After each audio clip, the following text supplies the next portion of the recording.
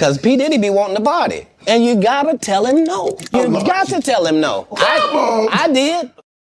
You do got to tell him no. Even if you're in a cult, when P. Diddy say he want to party, just say no. And it's amazing how many Scientology cult members, celebrity Scientology cult members, didn't tell Diddy no. And now we're finding out all about it. So I continue to be amazed by the Scientology, the celebrity Scientology P. Diddy connections. And one more of these connections popped up yesterday in an interview that I saw on the YouTube channel Popcorn Planet with a gentleman named Dale Wheatley, who has a very long history with Leonardo DiCaprio. Leonardo DiCaprio has a very long history with P. Diddy. And it turns out Leonardo DiCaprio, I had totally forgotten, was also very close with another celebrity Scientologist who was also one of Danny Masterson's best friends, Scientologist Ethan Suplee. Ethan Suplee, very much a Scientologist, has been for decades. He's actually married to Brandy Lewis. Brandy Lewis, been a Scientologist forever. Brandy Lewis's sister is Juliette Lewis. Brandy and Juliette are both second-generation Scientologists, born and raised. And so let me show you where this all begins. So the conversation that I saw was with Dale Wheatley, and he has a book called Too Real. The book very much centers around a lot of Hollywood stuff, a lot of Leonardo DiCaprio stuff. And he talks about, I'm going to show you a 2-minute segment from the interview that Dale did with Andy on the Popcorn Planet channel. But when I was watching this, not only was I just struck by another celebrity Scientologist Diddy connection, but also it brought to mind this, alarm going off. It brought to mind this aspect of Scientology. I know there was a very large perception out there that Scientology uses the blackmailable info that its members divulge in Scientology auditing sessions, and that it uses this information to control, manipulate, threaten, and blackmail its celebrity members. Now, I have always personally pushed back a little bit on the idea that that's how that information is used, just because in my time in Scientology, that's just not how I ever saw that information get used. However, when you examine how the type of conduct that we're all hearing about, the Epstein type stuff, the Diddy type stuff, the type of conduct, the fact that it's recorded, the fact that all of this blackmail info exists on these celebrities. When I look at that, I realize that it looks pretty much exactly the same to how Scientology looks when people find out that you have these auditing sessions, you're interrogated about your deepest, darkest, most personal, embarrassing details, that all of the auditing sessions are recorded. They're recorded in writing, on paper. These days, they're all recorded, audio, video recorded to computer hard drive. And I can imagine from an outsider looking in on Scientology, they'd be like, oh, please, you're so naive if you think that information is not used for blackmail. And that's fine.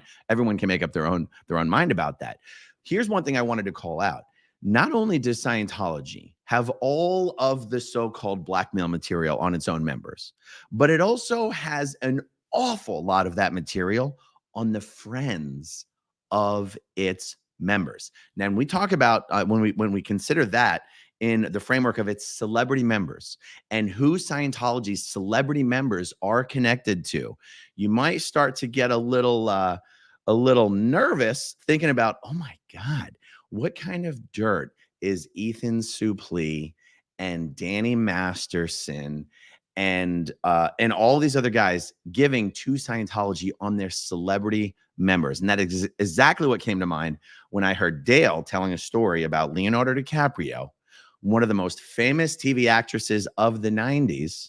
For the purposes of my video, I'm going to leave out the details of what the story of the details of that story. And then Dale said that this was all being recorded because in the corner of the room with a video camera recording the entire thing was Scientologist Ethan Suplee. I was like, oh my God, what? And without giving the details, it was like, so Leonardo DiCaprio, okay, one of the most famous TV actresses, household name to pretty much everyone in the world. He does not name her, but he says everyone would know her name.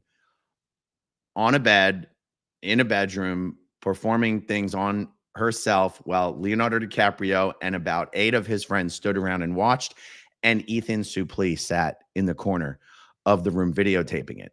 Okay, now imagine Ethan Suplee goes into his Scientology security check session and he's being interrogated about things he's done.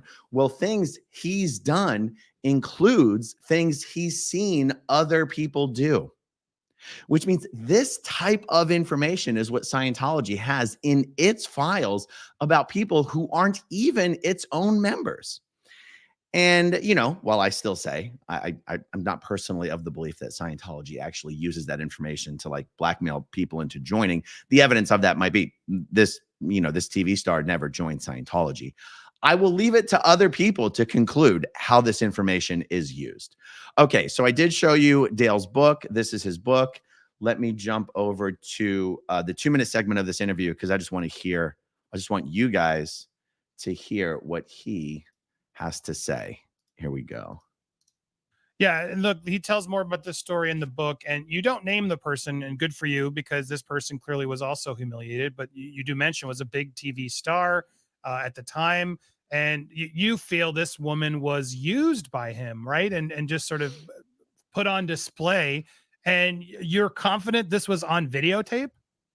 Yeah, exactly. Well, yeah, that's a great point I didn't bring up, but Ethan Suplee was in one corner of the bedroom while Leo was doing this, and he was videotaping the entire event, and which was another really disturbing event. And what makes it so disturbing isn't just that you're videotaping somebody being manipulated and sexually humiliated in front of a bunch of her friends, but her entire career was at risk at that point. Like if somebody got a hold of that tape, especially in the 90s, if somebody got a hold of that tape, her career is done. Maybe Leo's is too, but her career is completely finished. She has no chance, especially, as I said, back in the 90s when, you know, there was like almost an insatiable hunger from tabloids to bust out stories about people being bad. Now it's kind of just like every day we hear about the next atrocious, the next celebrity atrocity. But, you know, he put her entire livelihood, her reputation, he put everything at risk, and he did it, I believe, to humiliate her. And the reason I believe that is because I personally had conversations with Leo about his relationship with this individual, because I felt like he was leading her on. And that's also in the book. And there were others who had that same conversation that I witnessed. We all spoke to him about it because we felt like it was not right. And he, you know, went along with it, said he's not leading her on. They're just friends. And then, you know, after that conversation, maybe 3-4 months later, this event occurs on a Christmas day in my apartment. And I just found it terribly disturbing. And, you know, and then when you start realizing that, you know, this kind of thing might be going on in an even more nefarious and criminal way, and that Leo could even possibly be implicated in that, it's all very disturbing for me. Okay, good. That's the only segment that I wanted to play for you there. Dale Wheatley and I are going to be doing a chat on this channel this week talking about celebrity Scientologists and Dale's experience with those celebrity Scientologists, which does include Danny Masterson. Obviously, it includes Ethan Suplee and others. So I'm very much looking forward to that. You know, as we continue to go down these dark holes, more and more information comes up. I'm going to be doing a video later today about we know about Danny Masterson. We know about what Scientology knew about Danny Masterson. We know that once Scientology determined that Danny Masterson was in fact guilty of rape, that did not rise to the level of an offense that would get Danny Masterson expelled from Scientology. However, when his rape victims go to the police to report the rape, simply going to the police, that did rise to the level of an offense that would get a person expelled from Scientology. It is amazing what Scientology is willing to tolerate from its members in terms of sexual abuse of the worst kind. And I'm going to do a video later today highlighting just one other such instance, yet another instance of that, where the Scientology organization in Alaska actually has a registered sex offender on its board of directors. On its board of directors.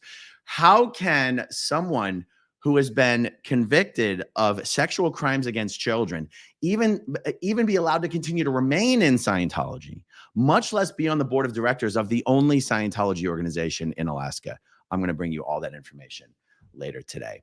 Okay, guys, I'm on a time crunch right now. Let's see. We just got a few starred comments here. Old Frizz. Wow, another reason why celebrity members won't speak out even when they've left Scientology. Yep. This would be one more reason. DCOM20. Weinstein, Epstein. Guess who the Clintons went to dinner with after she lost? Weinstein. Okay. Jojo Siwa is missing. All right. Thank you for letting me know. Kate Murphy, Scientology simply has no moral compass. I definitely agree with that statement.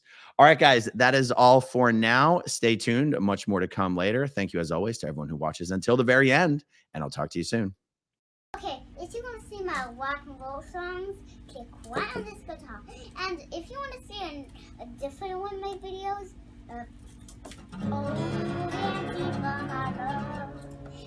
then you could click right inside here. If you have subscribed or not, subscribe right